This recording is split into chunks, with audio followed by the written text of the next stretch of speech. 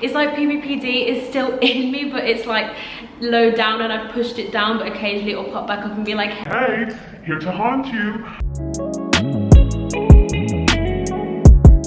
Hello guys, so it's been a hot minute since I have done a video on PPPD. Apologies, I feel like recently I haven't been on YouTube as often, and also I don't want to do them too often because I will literally run out of topics to talk about. So I think I'm aiming to do one of these every couple of months because then I can build up some kind of common queries that you guys have and really think about topics that will be beneficial for you guys. But I know that there have been hundreds of you that have subscribed through my PPPD videos, so I want to thank you so much for the support, and I'm so glad to see that these videos are helpful for you. So as you can tell by the title, today I'm going to be talking about relapsing. I chose this topic because I've had a lot of people kind of talking to me, especially those that have been doing the vestibular exercises, who have said, my symptoms went for a certain period of time and now they're coming back. Why are they coming back? Were the exercises ineffective? Do I even have PPPD? Why am I kind of reverting back to how I was before? So as someone who has relapsed multiple times myself, I feel like I kind of have a bit of insight into why I think they happen and how to maybe prevent them, how to deal with them.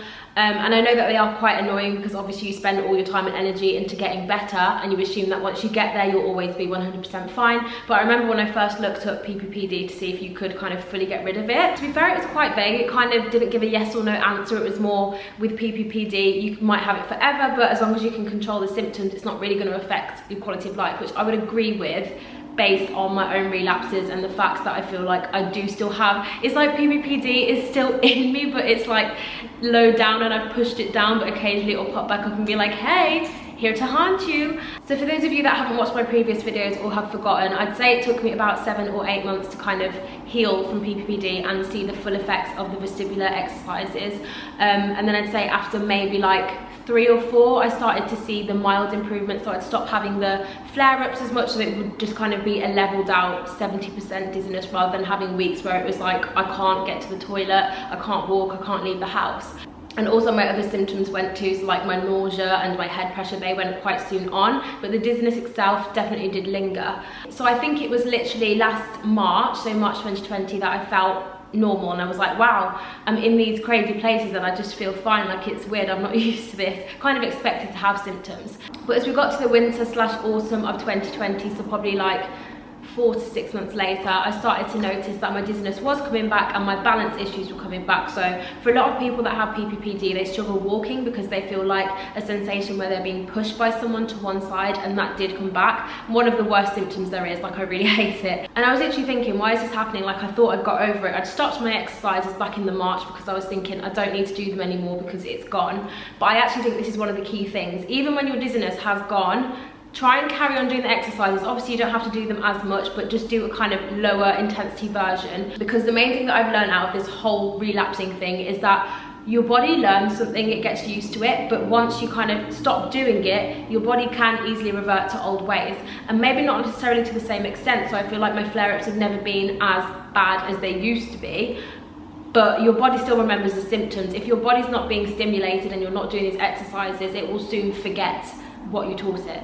So yeah, that is one of my first recommendations, to make sure that you keep doing the exercises at least like 6 months after, just to keep it off. And obviously these exercises aren't time consuming anyway, so it's not something that's going to be difficult to keep up, especially if you've been used to doing like a longer routine and you only have to go down to like 30 seconds a day.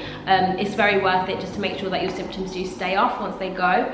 The other thing is, and this is my kind of hypothesis, this isn't proven, but my own experience, I feel that my flare-up came and my dizziness symptoms came back because I wasn't leaving the house. Bearing in mind, this was during lockdown, so the pandemic. I wasn't going out to any crazy places. And something that I've noticed is avoidance behavior is a real thing. It is so easily done when you have PPPD. You get scared of something because it gave you symptoms, and then you never want to go back to that place. But the more that you avoid the place, the worse it is when you finally go, because you've just built up this whole fear in your head. Whereas if you just go when your symptoms are kind of a bit more bearable and just keep exposing yourself to these environments, that is going to help you. And that is exactly what I wasn't doing during lockdown. It would be on like the weeks where I'd barely leave the house. I wouldn't be going out for daily walks, I wouldn't be doing anything. I'd just be in the same 4 walls, because I'm someone who doesn't feel the need to go outside constantly and get fresh air. Like, I'm more of a, not couch potato, but I don't mind being indoors often, whereas some people kind of get the buzz to go outside. But I noticed that on the weeks where I didn't really go outside much and see anything other than my house,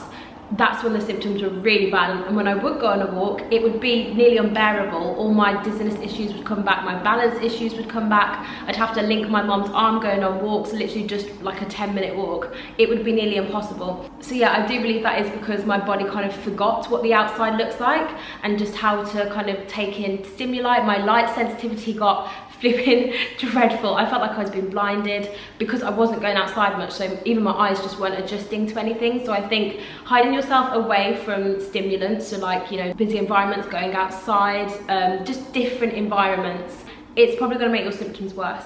Another thing that I've noticed is if I'm feeling a little bit under the weather, so say I've got a cold or something, or just not feeling great, dizziness seems to come out as a symptom. I think it's because my body kind of will naturally react with dizziness if I'm anxious or unwell, but normally when I'm unwell, I do feel a bit anxious.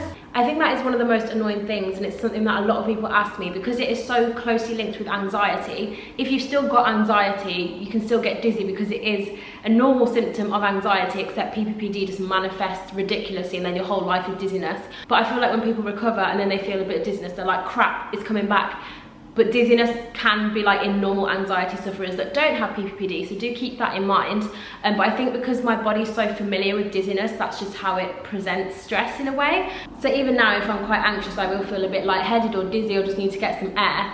And I think that's kind of something you have to live with, but at least it's not all the time. And obviously if your anxiety is getting really bad, there are anxiety meds that you can take. You can do CBT, which is cognitive behavioural therapy, which kind of rationalises your thoughts towards fears and things, which I would recommend. I haven't done it myself, went on the waiting list and they never got back to me. So rude, but I would really recommend because it is psychological and it is shown to be really effective. Also CBD I find is useful, especially before bed. If I'm feeling a bit anxious or I'm a bit kind of under the weather, dizzy, I'll take some of that. And also on days that are busier where I feel like I've got a lot of plans going on, I will also take CBD. So yeah guys, I hope that was really helpful and kind of clears some things up on those that maybe are relapsing and confused why you've still got symptoms. Main thing is just try and be positive, develop some coping mechanisms, remind yourself that you're not going to be stuck like this forever. You've got over the worst of it. This is just kind of the remaining little challenge that you need to get over or adjust your life around. And for those of you that are literally in the heart of PPPD struggles, I feel you, but don't worry, there is a light at the end of the tunnel.